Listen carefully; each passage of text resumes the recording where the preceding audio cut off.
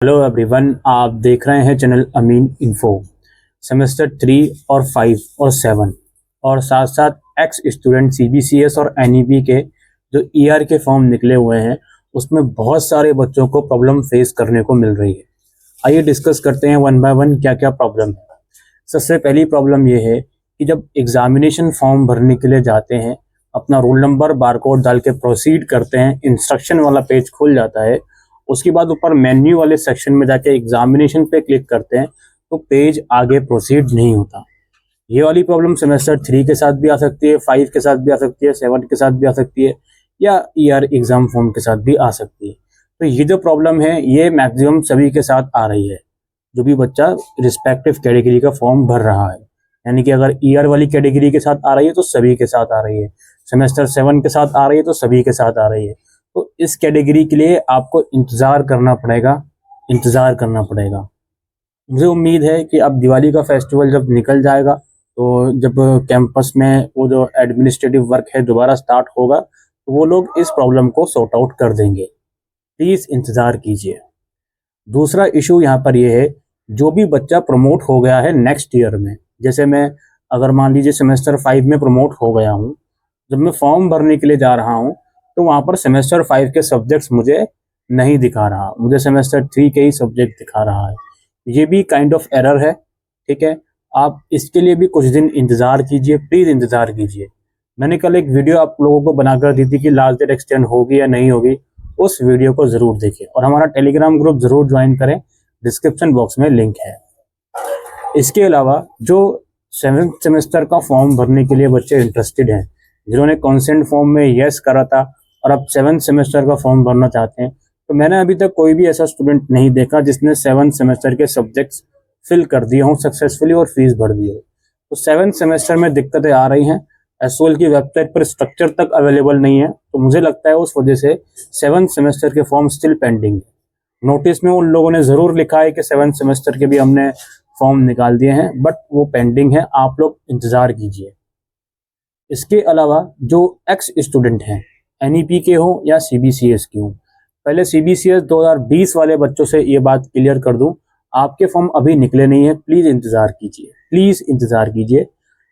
जिसने application submit नहीं करी सीबीसीएस 2020 वाले बैच ने, वो जाकर प्लीज़ एप्लीकेशन सबमिट कर दीजिए। नाउ जो एनईपी या सीबीसीएस के एक्स स्टूडेंट हैं, जिनके 3 साल पूरे होने के बावजूद स्टिल किसी सेमेस्टर में ईआर है, उनके साथ दिक्कत ये आ रही है कि जब वो फॉर्म भरने जा रहे हैं, एक तो अगेन इंस्ट्रक्शन वाला पेज खुल रहा है, आगे प्रोसीड नहीं हो रहा, और जिसका प्रोसीड हो रहा है उसमें दिक्कत ये आ रही है कि सब्जेक्ट्स वहाँ या तो विजिबल ही नहीं है, या अगर विजिबल हैं तो गलत सब्जेक्ट शो हो रहे हैं। जिन सब्जेक्ट में फेल है वो वहाँ पे शो नहीं हो रहा है, या जिन सब्जेक्ट में पास है वो सब्जेक्ट वहाँ पे शो हो रहे हैं। तो ये जो एरर है, ये इसके लिए भी मैं कहूँगा प्लीज़ 3 से 4 दिन का इंतज़ार कीजिए, होपफुली ठीक हो जाएगा।